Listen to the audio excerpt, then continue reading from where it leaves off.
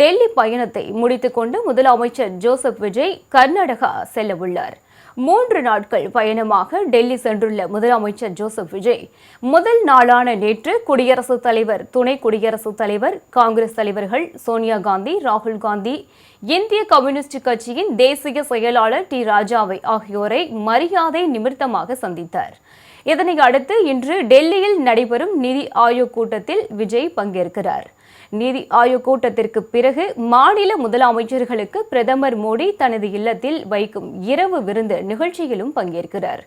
இதனைத் தொடர்ந்து நாளை தனது டெல்லி பயணத்தை நிறைவு செய்துவிட்டு கர்நாடக மாநிலம் கொல்லூர் செல்லும் விஜய் அங்குள்ள மூகாம்பிகை கோவிலுக்கு சென்று சுவாமி தரிசனம் செய்ய உள்ளார்.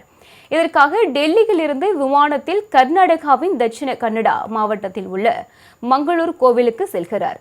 அங்கிருந்து காரில் விஜய் மூகாம்பிகை கோவிலுக்கு சென்று சுவாமி தரிசனம் செய்துவிட்டு அங்கிருந்து தமிழகம் திரும்புவார் என கூறப்படுகிறது.